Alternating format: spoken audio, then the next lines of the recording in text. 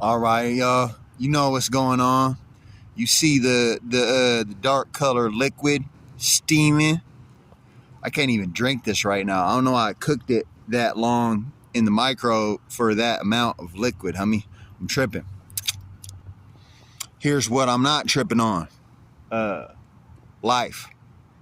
Even though it gets gritty, you see the barbed wire behind me, homie.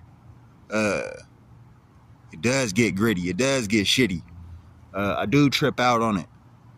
I'm permanently bugged out from some of the stuff I did and experienced and realized about life, homie. Once my spiritual eyes opened, and I had a real understanding about what people in this life is capable of doing, nigga,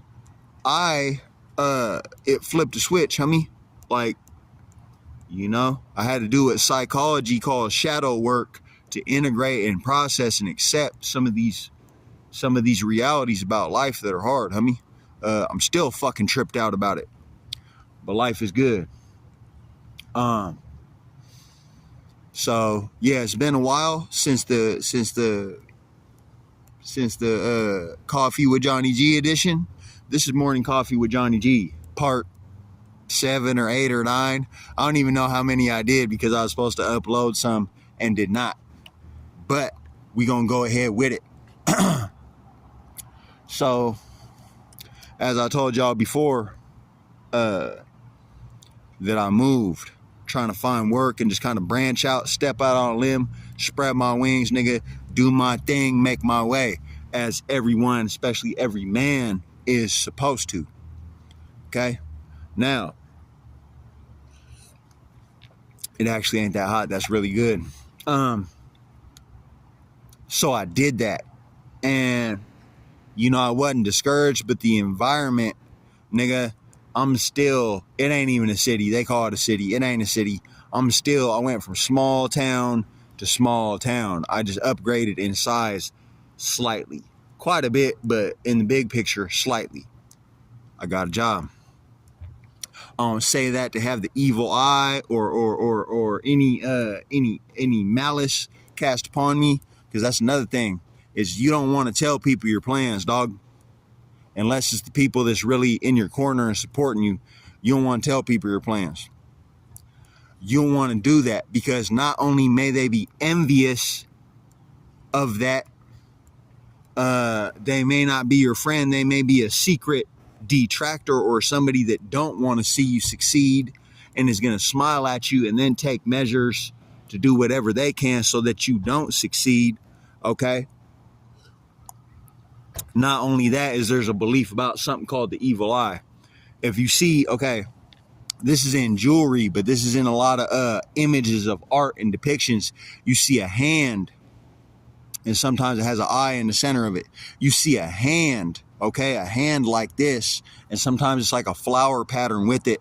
I think that's called the Hamza. The Hamza is protection against the evil eye. That's just what I'm talking about, is when people are envious of you or hateful towards you or have feelings of malice or just hating on you, homie, they want your downfall.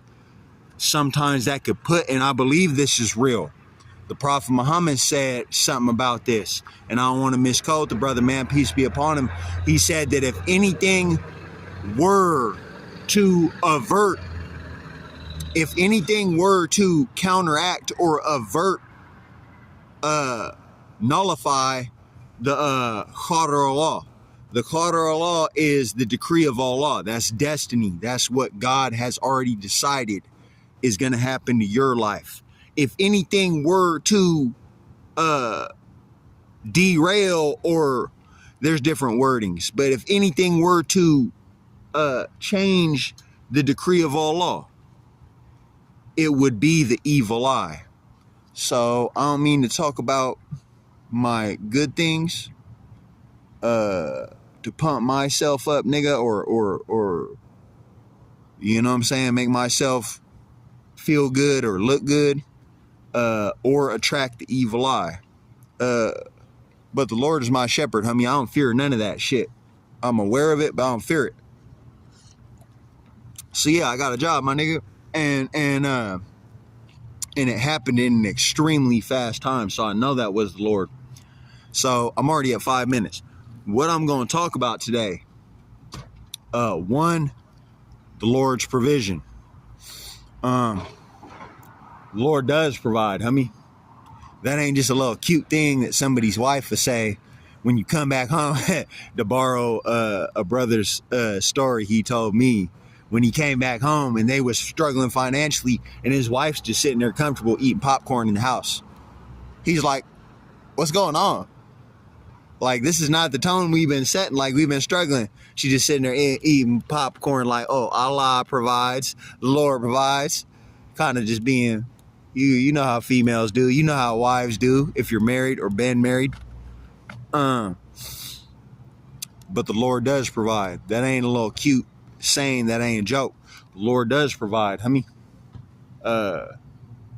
You know, I prayed for the type of woman and partner that I needed and that my heart was yearning for and that I need to be like fulfilled and successful. Nigga, what the fuck? Okay, yeah, I'm running low on space. Hey, the Lord does provide, bro.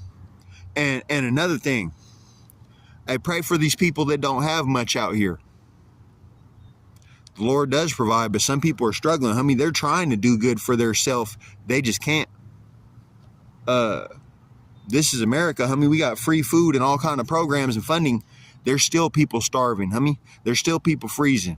Pray for those people. And go look at an article, bro, in the Spokesman Review. Spokesman Review just put out an article about people doing good things and trying to help people, building affordable housing for the homeless in Colville, Washington, when there ain't much of that, and shelters is closing down, and they closing down camps, which, you know, that's understandable, but still, people gotta live somewhere, homie. They making it not only hard, but illegal. So pray for those people, bro.